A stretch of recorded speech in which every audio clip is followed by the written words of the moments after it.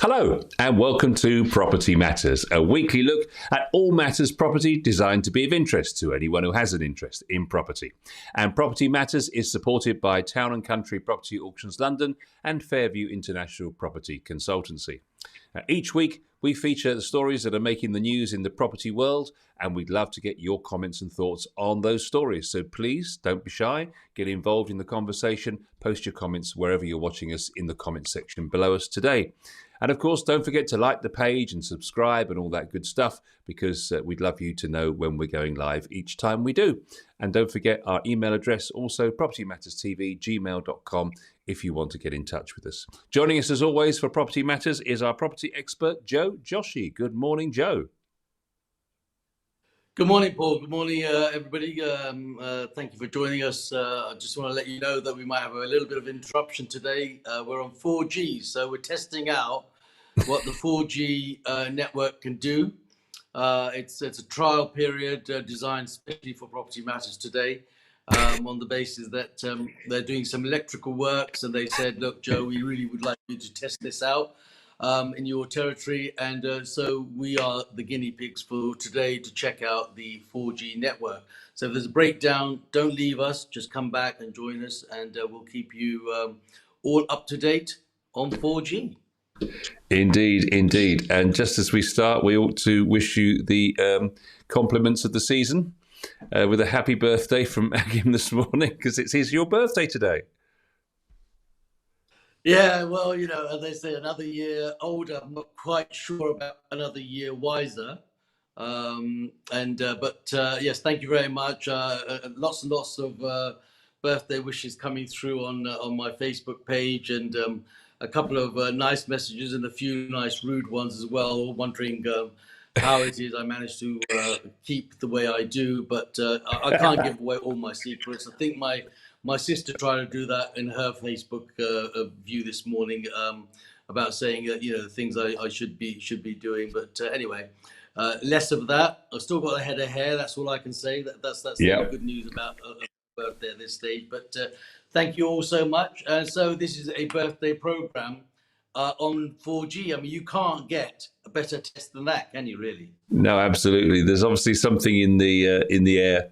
Right. Let's have a look at our first story. And as it's the turn of the month, as always, we have the UK House Price Index from Zoopla. And here's a summary of the situation. So house prices have grown 6.1% so far this year.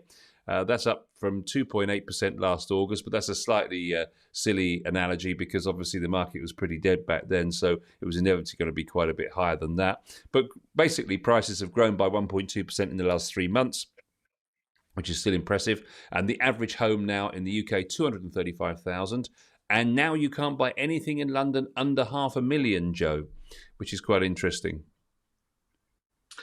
Yeah, I mean, to be honest with you, I've often thought that it wasn't much for sale under £500,000 in London, because the perception of the world and the market was always that how expensive London is. But it's interesting to see that it's sort of now that we can not buy under £500,000 as an average. But I think if you look at London slightly wider, there are opportunities still exist that people can purchase, especially investors, perhaps on properties that may have low leases. And you have to bear in mind, Paul, that they look at these figures based on what the average person can buy. But there are investment opportunities where you can buy low leases as investments, cash purchases. That will probably give you a better yield and return. Obviously, you've got to invest the money back in to try and increase the lease, but then if you increase the lease, then the value of the property will go up. So watch this space. I think next week we will have some new instructions. There are 3 flats that we're going to be selling in auction that will be under £500,000 in London, funny enough. Yeah. But they are going to have low leases, so those with the cash to burn in their pocket will be able to purchase something like that. And then, of course, the rental return, the yield on those will be great against what you've invested, but you will have to invest a bit more money to increase the lease over that period.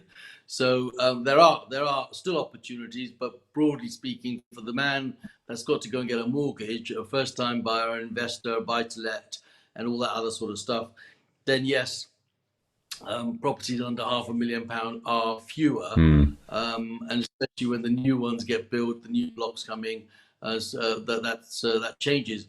But also you've got to bear in mind is that it's the older properties that are creeping up, and that's quite interesting because the new ones do tend to come up 10 to 12% higher than what would be normal because there is the newness in them. But certainly the older ones are now creeping up to a point where they are sort of achieving the £500,000 price tag. Yeah, yeah. I mean, I think it says home there, but that's probably houses, I would imagine, because I mean, I know of quite a number of flats in London that are under 500,000, but 1 and 2 bedrooms. So I guess that's probably for houses. But what's interesting is, as always, it's the regional areas, and when we talk about the stamp duty holiday in a little while, we'll see that that's borne out in these figures. But Wales continues to lead with 9.8% growth. Northern Ireland 8.4%, and the west of England 8%. And when you compare that to London, the average price growth in London is 2.2%, which is actually below inflation. So technically speaking, you're losing money very slightly in London at the moment. But of course, that's going to change because they've seen that demand has grown in London in this last month. So things are starting to come back to normal. Average home values have risen by a greater margin in the regions where people have moved out in the search for space. So there are now signs that the trends are starting to turn in London. Buyer demand in the capital up 14% last month. This translates to 25% rise in demand for houses across London and a 6% rise for flats as life continues to return to normal. And what's interesting, Joe, is the fact that the two windows or the two challenging deadlines, if you want to call it that, the 30th of June, the 30th of September, didn't seem to, there was a peak, but it didn't seem to hurt demand at all. So even though buyer demand receded in Q2, it stayed high compared to historical norms. And looking at June and July, the potential impact of the withdrawal of the tapered stamp duty holiday at the end of September shows little change of buyer behaviour. So if you just have a quick look at that, I think we can see that there. Yeah, that's whoops, that's this one here. No, the technicals this morning. Here we are. Now, what one are we looking at here? There we are. Yes, there we are. That's it. Nice. So here we are. Stamp duty starts with the first dotted line on the just to the left of centre. So you can see the grey is the demand, and sold subject to contract is the purple one. So as we've known, demand has stayed higher than the sold subject to contract. So that's the purple is always lower. But you can see there was a rise here, and you can see that demand outstripped supply at the greatest point here over on the right-hand side, just after March, as the 3-month period towards June started. But you can see, obviously, that demand fell because, obviously, people realised that by March they weren't going to make the end of June, so the interest fell off. But then there was a much smaller rise towards the end of September. So if we just have a quick look at some of the other issues here. So again, the stock remains the biggest challenge, and the flow of supply has narrowed yet again, and the number of sales up 16%, demand up 18%. And you can see here the regional variation. So here we are at Wales, 9.8%, then Northern Ireland, North West, East Midlands. So again, and you'll see this when we talk about the actual savings that people made. The vast majority of people didn't pay any stamp duty at all, which is a real surprise, and we'll see the data on that very shortly. I would have thought there would have been a saving to be made, and you would have paid some stamp duty, but it seems the vast majority of people paid none at all, which is really quite interesting. And the time taken to sell now below 30 days. Well, in fact, all this year, the time taken to sell is 30 days. And now it's down to, in August, it was down to 27 days, which is really interesting. And lastly, on this, the rental market. 8% of rental properties were listed for sale, or properties that were for sale that had been rented out in the last 3 years, and that was up 3% from 2 years ago.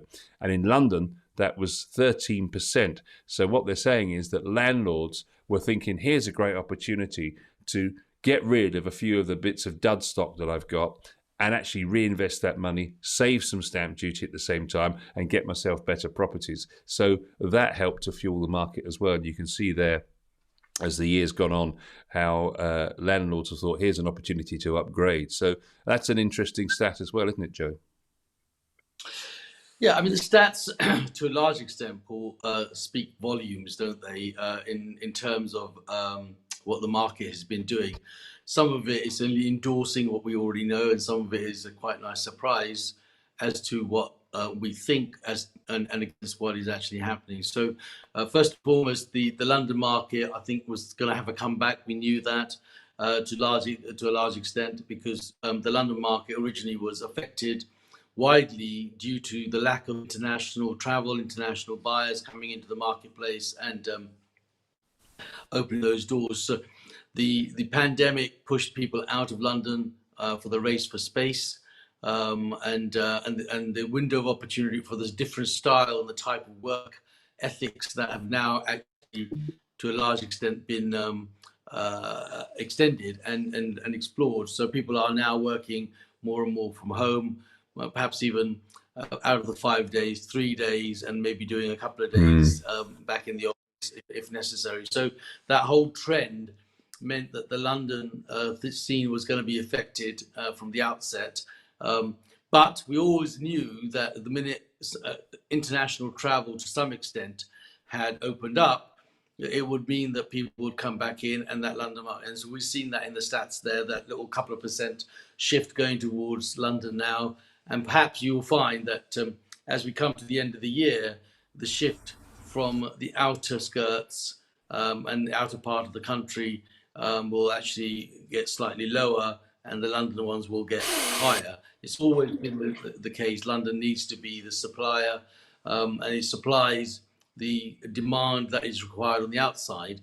As time goes on, it's a bit like the ripples in a pond sort of thing. It just ripples out from the middle out, so I don't think there's a real surprise there. The rental market doing what it's done in terms of people switching over is no surprise, because the new demand for the rental from the younger generation, the next generation, is they are not interested in the old rubbishy properties that were cheap and cheerful. There is a market for that, I understand that, but they're not interested in that. So landlords have sold out where they've had to, or come out of those properties that need decoration and redevelopment and upgrading, and bought new properties. That's not to say that we are probably interested new landlords that they're going to do a great deal for some of these properties, because I still travel around and see that no one really makes efforts in some of these. I mean, they do the effort on the inside of the properties, but they make zero effort on the outside, and it's the outside that really needs more effort. But we'll cover that a bit later on in our program today. So in terms of the market on the outsides, yes, that demand throughout the pandemic is the thought process that's actually made people shift out there. And we know that the demand for houses as opposed to flats during that period has been huge, because people want the garden.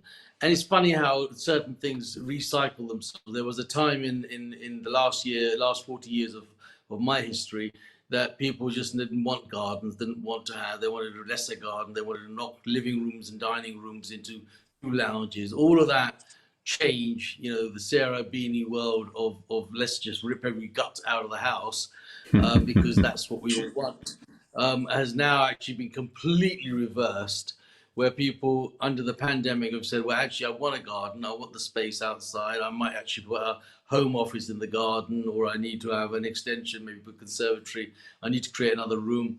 And they've also gone down the route of turning back inside the guts of the house where they want a study, a utility room, a kitchen, a dining room, and so forth, because they realized during that pandemic, everybody was at home and they're all probably beating each other up, either for the not sort of the race, in that case, the race for space inside the house, and the race for space on the internet.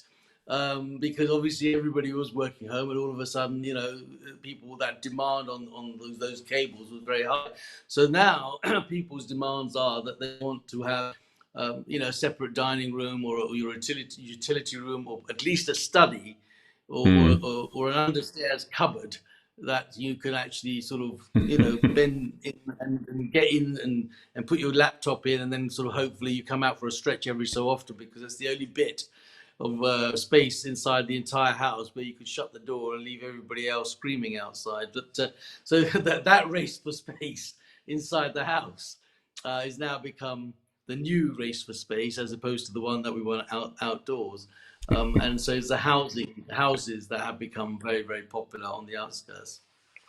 Yes. So their conclusion in all of this for the month of August is that actually the two deadlines really weren't the driver of the market. It was actually the fact that they were looking to find out exactly how their life was going to look in terms of their work balance, in terms of going into the office or being able to work from home. And they've realized that they've got the opportunity to maybe work 3 days, as you said, and then go in for 2 days. So that's allowed them to move further out, and that's been the driver of the market. And they still believe, even after 2 consecutive lockdowns, that that's got further to run before the end of the year. However, there is a dampener, a break on all of this, and that is that, of course, furlough has now ended. It ended on Friday, and now we've got more challenging economic conditions, shortages everywhere, etc., etc. And they believe that that's going to have an impact, at least on market sentiment, as we go through Q4. And we expect the market to remain busy, they say, compared to historical norms. The price growth will remain firmly in positive territory, and although it may not end the year on 6.1%, it's going to be not far off that. And stock levels won't rebuild until early 2022, when things get more normal. So really, in summary, it's business as usual. There are some tailwinds, or some headwinds in front of us, rather, but we generally see that it's business as usual. But it's interesting to see that those stamp duty holidays haven't really been the main driver. Having said that, let's have a look at exactly what people did save. So in that period, Joe, there were 500. This is the whole of the stamp duty holiday from July last year to now. 500,000 home buyers across the UK saved more than 3 billion on stamp duty as a result of the break. So basically what they've done, this is getagent.co.uk, they've, since the 8th of July last year, they've analysed every single transaction. And there were actually 482,292 homes sold between July and June of this year. And they all were eligible, obviously, for the 500, the stamp duty holiday on the 500,000. But what's really interesting, 83% of those 482,000 homes, 83% of them paid no stamp duty at all on the purchase. So in other words, they were all below 500,000 purchase price. That's a saving of 285 billion in stamp duty. I'm really surprised it's that high. I would have thought it would have been, particularly as people were going for 3 and 4 bedroom homes, we were told. So to hear that 83% of them were under 500,000 in purchase price is quite surprising. Yes, it's actually quite an interesting analogy there, and especially when the general view of everybody is that houses are so expensive that they are actually not within reach of the average person.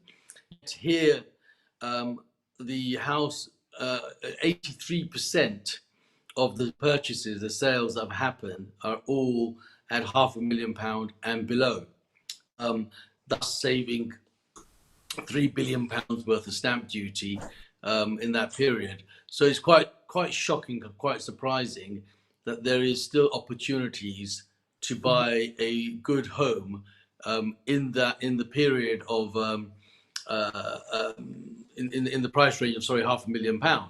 And part of that, I think, is that people are able to move to the outer skirts of London. And if we look at when we said earlier on that London's average is now become £500,000, that's probably houses and flats actually in London. Whereas on the outskirts, you're actually getting more value for your money. You're probably getting a whole house as opposed to a 1 or 2 bedroom flat. But what is clear is that everybody's belief and thought that you can't buy for less than £500,000. And if you think that during that period, 83% were all under £500,000. The next thing that's also worth interesting is whilst stamp duty maybe wasn't the ultimate reason, Paul, people are saying that they moved. What it did do is it stirred and started the ball rolling. It was the cause of the stamp duty holiday that made people think that I'm going to make a saving, or whether it's 5 or 10 or £15,000. The end result was that the house prices shot up because of the supply-demand situation. And so subsequently, they felt that they probably didn't save a great deal, or stamp duty wasn't the reason for it. But stamp duty was undoubtedly, in my mind, the reason why people started to look at moving out in the first place, because of saving that they're going to make. And secondly, of course, the race for space that was there for going upwards. So I think it had something to play with, because otherwise there's no way they would have had a £3 billion saving. And the government still pocketed, a hell of a lot of money on the transactions that were above £500,000 rolled into it. And they didn't do it for love. They did it knowing that there will be a section that will stir it up, and then there'll be a section that will line their pockets. So they lose £3 billion, but they probably made £20 billion on the top side of it. So it's not something that hasn't happened without a reason. So I think in terms of the £500,000 and the 83% is quite amazing. And I see on your amazing stats, it must be a day for stats for you, because you like that every so often. You're now bringing in that's 45% of the sales up to £250,000, which is also another quite amazing number to consider. And that is that people have been buying property up to £250,000 and not paying stamp duty. Now, if you look at that logically, you'd think, well, what are you going to buy for £250,000, really? And where is that going to be? And we've always set the north as the target. You can go to, Durham or some other place in the north and buy something for next to nothing. But the reality of it still is that there is still a 45% transaction under £250,000. These numbers are truly telling a story that whilst people think that buying a home is average, this clearly tells you that buying a home is not out of the reach of the average person, providing they are prepared to move around and see what they can get. There is an opportunity for everyone, first-time buyers and investors alike, to step onto the property ladder and have be on the first run. And I think also in terms of mortgages, I'm sure Bob will have a few words to say on that. It gives the opportunity for the mortgages to be started off at the levels that we think that there is no purchase prices on. So all in all, whilst the market is doing all sorts of amazing things, what it has done is told a real story that we still like to buy, and we can buy and we can afford, irrespective of every politician and every other person who then turns around and says buying a house is becoming far unaffordable and out of the reach of first-time buyers. Yet these statistics tells you that they are still within reach. Yeah, there are certainly bargains. Had 55,381 of them were under 250 grand, and that saved 224 million. And so the average, that's the bottom line that you're looking at on the screen there, 76% of home buyers overall, 457, nearly 458,000 people paid no stamp duty on any of their purchase. And that was a saving, as it said at the beginning, of 3.07 billion.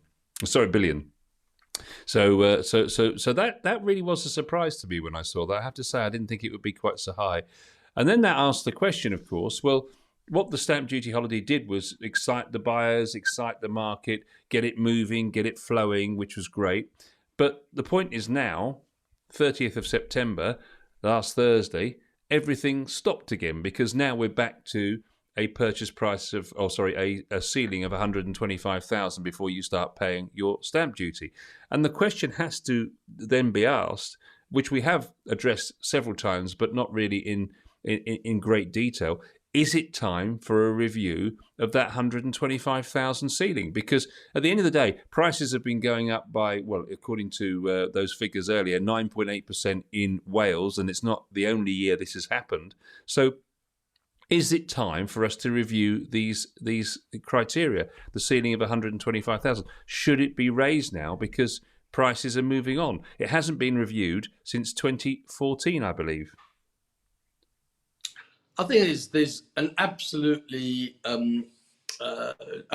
necessity and a big call out for that stamp duty threshold to be reviewed. And £125,000, in all honesty, doesn't even buy you the extended garden shed that you might want to put your office in to a large extent.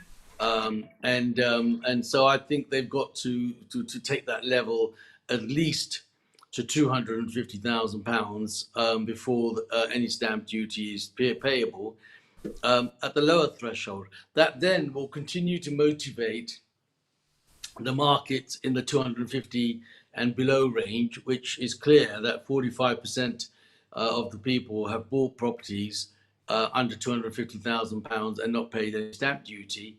And once that happens, it will automatically, just as it has done now, because the stamp duty automatically went to another threshold, and that was because house prices started to shift up based on supply and demand. So if everybody that was buying up to £250,000 and not paying a stamp duty, though the government may not make money up to £250,000, what they will start to see is that those £250,000 homes will become good investment for those that buy, and that in maybe 5 or 10 years' time, they will also start to creep from 250 to 300. And that's probably where the stamp duty will start to kick in for those people. But it certainly gives a clear run to the first-time buyers. The option that is probably worth considering is, may not consider it for the investor, because the investor is making the purchase of the property to make a profit, and so is a business. But certainly to all first-time buyers, I think up to £250,000 should be abolished. And so that at least it gives them a run on the ladder and start. And that would also work quite nicely, perhaps in London, because at least 250,000 would be out of stamp duty range, and the other 250,000 maybe at 1% or something like that would be probably the way to do it, so that there is some sort of penalty of buying in London. But I think, without a shadow of a doubt, that we should maybe start a petition or a poll and see what the feedback is on these things in terms of where it be. But I don't think we need to do it. I think the larger people in the game will probably do that. But I definitely think there's a call now to change that 125 to at least 250. Well, let's ask our audience watching today. Let's say, do you think it's time to review the stamp duty ceiling? And if so, what do you think you would set it to? Bearing in mind it's 125,000 at the moment. This story comes from Property Mark, and they've also done some analysis during the stamp duty holiday, Joe, about the number of people registered with the branches and the data on the sales, and that's quite interesting. So let's just take a moment to look at that. So the number of buyers registered with each agent over the period of the stamp duty holiday. So we're talking about July to, well, actually the figures go from July 2020 to August 2021, so it's 30 months. But they rose by 100 per branch. So prior to the stamp duty holiday, 340 people registered with each branch. That rose to 445 during the stamp duty holiday. Sales agreed per branch shot up 41%. They had an average of 11.3 per month, and prior to the holiday, that was just 8 per branch, so that's up 41%. Fewer homes sold for below the asking price and more above during the stamp duty holiday. showing the interest and the fueling of the market. Between July and August, when the holiday was introduced, 45% of monthly agreed sales were less than the asking price, as opposed to 80 in the 14 months beforehand. So only 45% of properties sold for less than the asking price during the stamp duty holiday, whereas prior to that, 80% of holidays usually went for less than they were advertised for. So an average of 19% sold for above the asking price during the holiday, as opposed to just 4% in the months introduced. At its peak, 40% of property sales agreed were above the asking price in June. So that was the real crazy month when everyone was going mad to try and get their hands on something by the end of the month. So quite interesting figures there, Joe. And the weather was in good shape to be out and about. You see, that also makes a big difference when they're in June. The days are longer, it's lighter. We were sitting at home over a glass of wine and thinking, oh, well, I could take a drive down there and see what Acacia Avenue has to offer. So I think there's a whole combination of mixes that happen. But I think, as you say, it's an interesting analogy. And to be honest with you, Paul, if you break it down every year, year on year, though the numbers change a little bit, the actual plan doesn't change a great deal. There is there are the times when it peaks in terms of what people want to do, what they want to buy, and there's times when it actually drops. So, for example, we knew before even the numbers came out that August was going to be pretty much a dead time, because August historically becomes a difficult time, not just because of the market, but because of the commitment of family commitment, and people have holidays, children are off, all those other factors start to come in to drive where the market's going to do. And just as they're going to do now that the furlough is over, reality checks are going to happen. We're going to be okay for a couple of months until Christmas, and then Christmas will bring probably the annual disasters, which it does every year.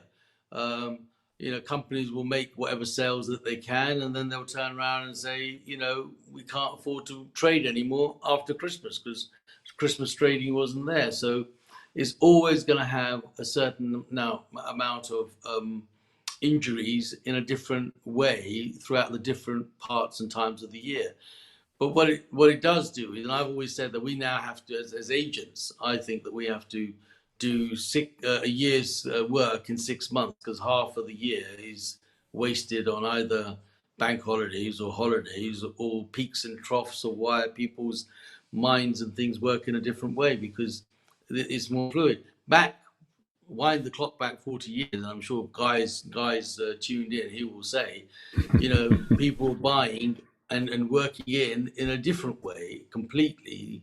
There was no time for holidays. There was no thought process for working from home. There was no internet. And people used to literally go out there. I mean, I remember the old phone, Paul, the brick that was like trendy thing around 80, 82 that came out. But prior to that, it was the phone box. I mean, my first valuation I did from the local phone box, because I had to go and ring all the agents up and see what they were selling for, how many boards were there. Today we don't get off our butt to try and do that. So there's a whole change that has happened in that time. Technology has a lot to answer for. And I think it will continue to do that. Well, the good news has trickled down into the rental market as well, because voids have hit a 6-year low. Void times in the private rented sector have dropped by 30% since the start of the year, according to Property Mark.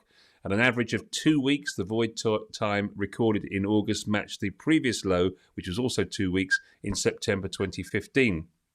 Since then, the turnaround time on a property has been fluctuating, but it's roughly at the moment about 3 to 5 weeks, says the latest research. Overall, the average number of weeks a property is void has been 3.2% since 3.2 weeks since 2015, 74% of an average calendar month. Landlords in today's market, according to Property Market, are only losing 49% of a month's income, which is a saving of 25%.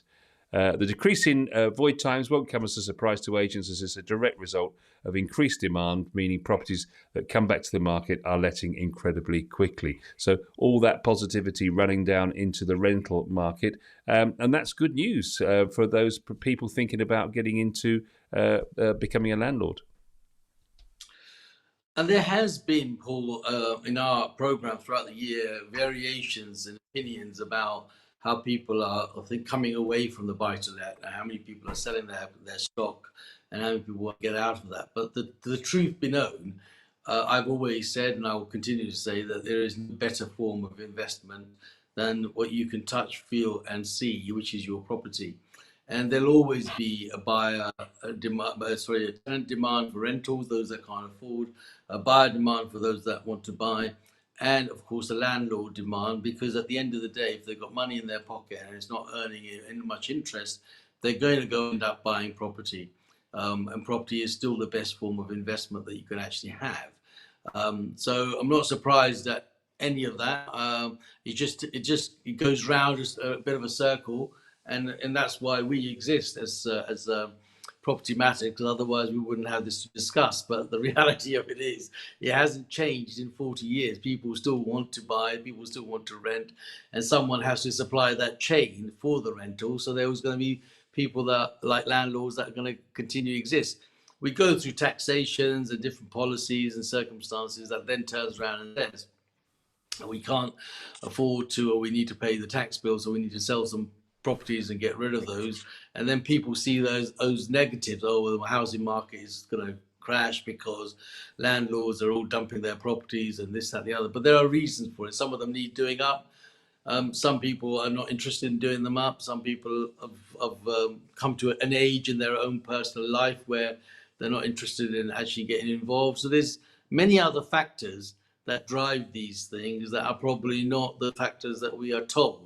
But I can tell you at the sort of cold face of it all the time that these are all the factors that make the changes. And new investors are constantly on the outlook, and new generations of investors are constantly on the outlook of what's going to happen. The voids haven't happened because, of course, the pandemic has not allowed people to move for the last 18 months to a large extent. And that's therefore there's been no voids really. But we'll see what those voids will be in the next 2 years. They may raise a little bit, but if people can't afford to buy, then the rental market will always stay buoyant. I suppose for a novice landlord, the thought of a void period is a period of worry, because you've still got to pay your mortgage on the property at the end of the day. But if you look at it from the other angle, a void time is a really good opportunity to get into the property, do some renovations, because if somebody's been, as you say, in there for 18 months in the pandemic, there's been nobody able to go in there. But this is a great opportunity when you get a void to go in, do a little bit of sprucing up to protect your rent levels, and also to do those essential checks, electricity, the gas safety, and all that kind of thing. So they can be a positive time, can't they, voids? Undoubtedly. I mean, that's the first thing anybody should do really is, when that void period comes, is to get in there and get somebody to do the maintenance that's required, bring it back up to scratch, bring it up to speed, and make it look nice, because that's obviously going to help you get a better rental return, and the quality of the tenant is important. But what I'd like to bring to that point here now is that void period should not always be about the inside. All landlords must and should really have a coalition in a block of flats or on their properties, that the outsides are equally, if not sometimes more important than the insides. And I say that because every time somebody drives in your street, in where your property is, and decides to live there, they've made their decision before even getting inside. So you can make the inside as fantastic as you like, but if the outside is rubbish, then the chances are you're going to attract rubbish, and that's what you've got to take on board. And I think that I can't emphasize enough to anybody listening or advising that making your outside of your property is as important, if not almost more important, than doing these things as they are.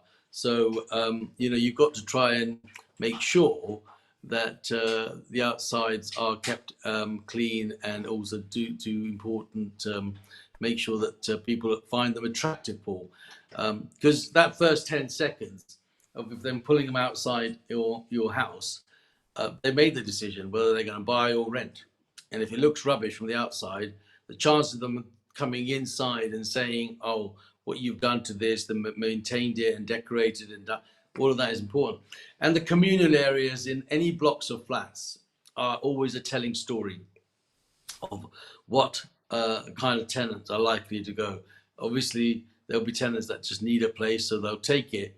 But any good quality tenants who've got a professional job, or want to be in a nice block, just simply not consider that, because they'll just say, "Well, I don't want to live here. I don't want to let my friends know that I live in a place like this where it's just full of rubbish, cigarette butts and all sorts of other stuff that goes on in people's lives." Just take a step back and ask yourself, is it a place you'd live in? If you would live in it, then don't expect someone else to do it. No, absolutely. I've got to start the story as I've been so looking forward to sharing with you all week, Joe, because I know this is going to get you fired up, and there's nothing better than when Joe's all fired up. This is a Worcester-based company that claims to have disrupted the traditional estate agent model and is setting its sights on national expansion because it says demands for its service is growing. This is freeagent247.com, which provides owners with a free way of selling their home. And the way they do it, Joe, is by reversing the fees so that they're paid by the buyer.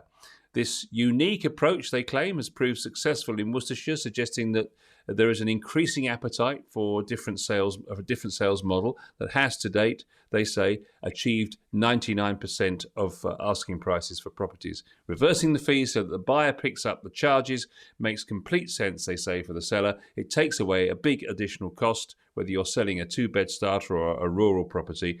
They're now seeing a steady stream of clients asking to sell 1 million plus properties. And why not? Because the savings could be between 15 and 30,000 for placing their trust in that company. They've tested the model in Worcestershire, and now they're looking to go elsewhere. It's an interesting thought, really, Joe, because is it time to review the actual process of selling a property? Should it be the seller that receives the money and the buyer pays the fees? I think it's time that people like this operation have the shortest possible life, and that's exactly what will happen as time will go on. The world of free, there's no such thing as a free lunch for anybody, and they are disillusioned people, as far as I'm concerned, Paul, when they think that you can put every onus, every cost onto a buyer. And equally, if a seller doesn't have any skin in the game, is probably going to be a complete and utter waste of time in order to do it, because they're not going to be interested in, they're not motivated to sell. So long may they try this, and quicker may they fall on the sword of such silly, stupid, gimmicky types of operations. It's Purple Bricks, for example, came into the market and interrupted the marketplace. And I think I'm not probably wrong, but for the first 3 years or 4 years, they actually didn't make a single dime, primarily because it was the city and the public at large that were buying the shares and supporting it because they all thought it was a fantastic idea. But if you actually look at them, they've all reviewed their commission plans as time goes on. Most of it going northwards, Paul, from zero to where they are saying, well, we'll do everything for you for nothing. In fact, we'll come and wipe your bum for nothing if you like, to a point where they're now saying that the percentages and the fees and the structures have had to go up because it's just not sustainable. And so this operation in Worcestershire probably needs to stay in Worcestershire and be part of the sauce, really, and it'll be a bit of a sweet and sour job there. And that will be for them to say, look, stay there, try your little thing out there for a bit longer, do your 24/7, bust a gut, do it for nothing and see how long you can actually afford to last. Because buyers are penalised by having to pay stamp duty. We've discussed that in our programme quite a lot, week in, week out. They have costs on buying mortgage applications, they have costs for legals, they have costs for surveys. You know, they are burdened with a lot of costs in order to make sure that they are able to one day get onto the property ladder and step on the first run. And then you get these operators who want to add another bunch of fees on top of that and see it. I suppose the simple question is, if any of those people that operate this operation have children, ask them, would they like to burden their children with more costs? Because if they do, then obviously they're more stupid than I imagine them to be. But I cannot imagine any parent in their wildest of dreams would like to add their children with further costs of buying a home or getting into the property market than what they've already got to do, because bank of mum and dad are the ones that are probably going to support them in the first place. So if these people think that they can actually put a burden on the buyer more, then they really need to have a reality check. The buyers will have got a lot of burden on them, and I just can't say it strongly enough. And I know you picked on this subject because you know I'm going to get on my soapbox. But as far as I'm concerned, and you know my feelings, and anyone that listens to me knows my feelings, I think if there is no skin in the game, if the sellers do not have a skin in the game, they are not interested. Why is it that they can actually make a profit on themselves and they burden the buyers with all the troubles? If you bought a house and you've increased it, we've just talked about stats, people increasing it by 6%, it's good to line their pocket, and yet they want to line it even more.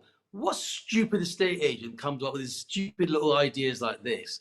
I mean, in 40 years, I've seen 0%, Mr. 1%, Guy Charrison probably will tell you he's seen these people come and go. They come and go. They interrupt the market. They're not going to do it for long. And then all of a sudden, it's great. Media is good. Social media is good. It gives them a little bit of a hype. You know, they're all gathered there outside their little window and balconies and telling everybody it's for nothing. Of course, a man over £1 million wants to pay no fee. You know, what man over £1 million wouldn't? Even 1% is 10 grand. But wouldn't that be, and that's a 10 grand extra burden that you're going to put on the buyer? It's most ridiculous. But thank you for rallying me up on my birthday. You've done a good job. I'll just have to have another extra glass of champagne or wine just to drown my sorrows in the fact that there are idiots out there that still think that it's a free lunch. I take your point about skin in the game, and I think that's the most important thing, and that's probably the Achilles heel to the whole thing. But you have to say, if you look at it in the context of where we are at the moment, where people are scrambling to get a property, and if the right property is there, then it seems that in many cases they've accepted whatever the deal was, because some people have got involved in bidding wars, and properties have gone for more than the asking price, and they've ended up with blindness to the fact that they've ended up spending more than they've saved on the property discount from the stamp duty holiday. So if they're that keen, then the model may work in the current marketplace. Yes, and this current marketplace is not going to last forever and a day. Yeah. Thank God the pandemic is gradually getting out of the way. The stamp duty holidays are done and dusted. So I'm eager, and perhaps you bring this very particular company to our light in the next 6 months, and let me see where they are and how the expansion program is working for their 0% and love for the property market, for all the things that they do. I'd be interested to see, and I will keep a tab on this operation just to share with our viewers and listeners. And they could see my gripe and my view as far as this is concerned. But when you look at those people that turn around and say, yes, it's the market's good and people will pay it, what they don't understand to a large extent, yes, today they might have done that and they might be desperate, but 9 times out of 10, they will allow for the cost of all of their costs and only make an offer on the property based on what potentially they are going to end up spending. We have this discussion constantly. We have the same sort of clowny type of outfits in auction that turn around and have the modern method of auction that is available out there, where they burden the buyer with all the costs because they think that that's the right thing to do. But what they don't realize that the buyer always calculates what the costs are going to be and actually only bids accordingly. And if the seller doesn't sell at that precise time, then what happens is the seller is going to be asked to reduce the guide and the reserve price. So actually, if you look at it in the cold day of light, who's ended up paying for the fees? It's not the buyer, it's the seller, because they're going to have to reduce that price in order to sell it. So you could go round and round in circles and say today it's the buyer, tomorrow it's the seller, today it's the buyer, tomorrow it's the seller. But the reality is the numbers never lie, Paul. It is what it is. Well, let's see what our audience think. They've been unusually quiet today. I can see they're there, Joe, but they've been unusually polite this morning. So come on, give us your views on whether that's a good idea or not. Do you agree with Joe or not? Sorry, Joe? It's because of my birthday, Paul. I think it's because of my birthday. They're just trying to be polite. They're just Interesting. Well, I'm going to get you to get on your soapbox now again, but for a more positive reason, because I want you to tell us about this fascinating property that's coming up for auction on the 26th of October at Neville Road. So tell us all about this place. Fascinating. So here is a prime example. This property is coming to our next auction for the 26th of October. And a very, very interesting property indeed. First of all, it looks lovely. It is. Trust me, I'm a stay.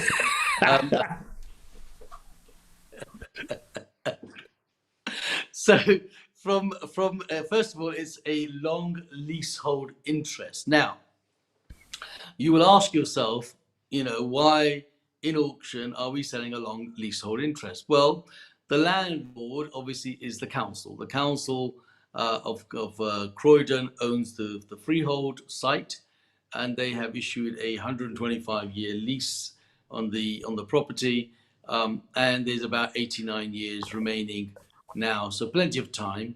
It's a commercial property, and if you look at the outside, and here is a prime example of a conversation earlier. So if you look at the outside, you see that from the outside it looks like a normal office block with maybe offices downstairs and upstairs, and of course the gate to the one that you're showing there, and that's the yard that's at the back, and then of course you'll show the inside of that particular block, which is this. So on the inside they have gutted it out and made it into a sort of a warehouse factory type of operation, but it's and then of course the other side of the building is into, I think, 10 or 11 lettable rooms, which I think they want to make available to their workers, etc. Very interesting property, nice size, excellent spot, commercially bound, has lots of scope, lots of opportunities, and make me a bid north of 700,000. But guess what? You don't have to pay the buyer's fee, so the seller's fees on this, because it's and dealt with by traditional methods of auction, none of these Mickey Mouse outfit scenarios. So the seller has skin in the game, and the buyer has a great opportunity to buy something that they can utilize. They can either get conversion into all apartments, subject to planning from obviously the council, or a yard, motor sales, a builder's yard, anything you want it to turn into. But what it looks like from the outside is not what it looks like from the inside. But give me a call and I'll be happy to show you around. Yeah, so there's basically two buildings there, and let's just see if I can get back to that view. There we are. So there are two buildings there, a larger one on the left and then a smaller one, and a yard, and you've got the opportunity to go residential or, as you say, motor yard or something of that nature. Because car sales next door of some sort, car repairs, car sales, it's multi-usable, and great opportunity. But it is a leasehold interest and not a freehold. Just to be clear on that. Sure. Okay. That's interesting. It's new to the market and available 26th of October. So talk to Joe for that one. So final story of the week is that if you want to be moved in by Christmas, with the way the market is at the moment, you need to be not completed, but you need to have agreed your sale by Thursday, the 20th of October. This is according to a estate agent for me, whoever they are. But they've basically worked out that based on activity over the past 6 years, shows that the properties listed in October take an average of 64 days to sell. On average, since 2015, properties in the UK have stayed on the market for 58 to 73 days. Despite the uncertainty caused by the pandemic, the data shows the average length of time to sell a property has remained relatively constant in the past 6 years. So if you then take the maths back to that period, it's this Thursday, so 17 days' time, just over 2 weeks, Joe, to get your skates on if you want to be into a new home for Christmas.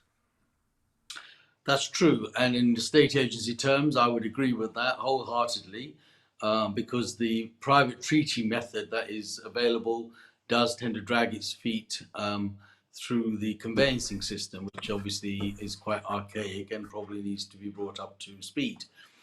Having said that, your stats showed that it took 27 days, which is quite amazing for stamp duty time, for solicitors to be actually able to get a transaction done. What goes to show there, Paul, is it can be done. It's just that they will drag it out unnecessarily if that's what it's going to take to do. But those that are willing to consider the auction method of sale will have you moved before Christmas in more ways than one, providing you're realistic about what you want to achieve. Because at the fall of the gavel, 28 days later or even 20 days later, you're going to complete the transaction. So just look at what you've got, see how it's best seen, and we'll advise you and guide you in order to get the speed and the time that is done before Christmas. Christmas is always another stopgap. You know, people are going to run towards Christmas and try and do that. But I get the feeling that this year's Christmas is already come and gone. In the sense that we've had the stamp duty holidays, people have bought out, and I think that the next 2-3 months is more about settling in. Not saying that there won't be sales and people will not buy, but I don't think they'll be at the levels that they have been, primarily because, you know, they're all going to be probably decorating and hoping that hoping that there's no shortage of turkeys this year. Oh yes. And so there are other things that are going to come on the agenda. We might have the army to have to deliver turkeys soon, and because they're already delivering petrol. So all these companies that say they do deliveries to your house, including people like Tesco's and Ocado and so forth, may require the services of the army to deliver the turkeys, because they won't have the drivers. They won't have the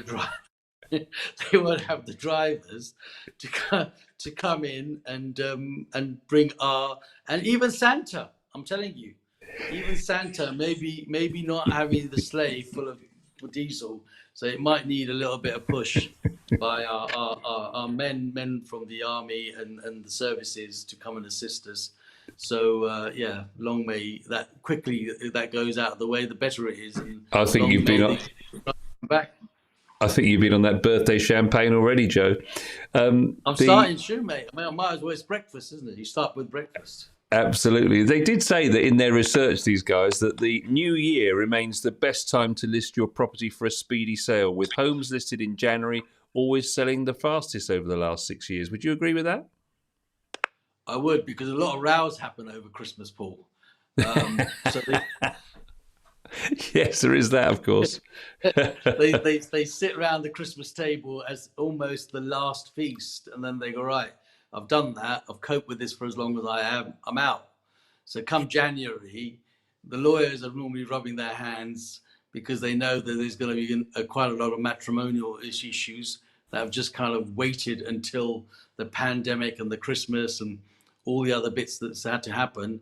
And of course, the agents know that they're probably going to end up having to sell one and rent two because there's going to be arguments. So the increase of numbers do tend to happen around January, February in instructions leading to that. I told you there's a cycle, and these cycles exist irrespective of what happened. And people wait till Christmas and New Year's is up, and then they just break the news. That's what happens. Well, our audience haven't been shy in coming forward, but all they're focused on this morning, Joe, it seems, is to wish you happy birthday. So Roy is saying happy birthday, and others are wishing you the compliments of the day for your birthday. So what's the day looking like for the rest of the day? Then obviously off for a fancy lunch, I would imagine. Well, you've got to have a bit of a lunch, haven't you? So my daughter obviously did the durable nice breakfast that she better butter up Dad for her birthday coming in January. So she thought, well, if I do a nice little cup of tea for him and do that. So that's what we started with. I didn't do the champagne at breakfast because I knew I had to put some sentences together with you, and you always try and trip me over with all your stats. And I knew stats were coming in today, so I thought Indeed. I better keep myself. But lunch will come along, and I'm sure a shandy or two. But guess what? We're watching the James Bond movie this evening. Oh wow! And shaken, not stirred, and I'm definitely not stirred. The only time you stirred me is with that operator, silly bunch of idiots in Worcester. And I'm not shaken, but I'm looking forward to Mr. Bond. We have been waiting for you. So yeah. Yes, it's been a long wait, hasn't it? Well, thank you everyone for my birthday wishes. And next time we're all together, we will definitely continue this 59th birthday, because it's going to continue throughout the year. It has to, because you've got to help me get to that number that I'm probably. When I was young, I used to think, bloody hell, that's quite that's old, isn't it? And here I am. It's sad, but true. Well, have a wonderful day, Joe, and it's great to see you smiling, and long may it continue. Have a great day, and thank you, all of you, for watching and your comments today and your birthday wishes for Joe. We'll see you again, of course, next Sunday, same time.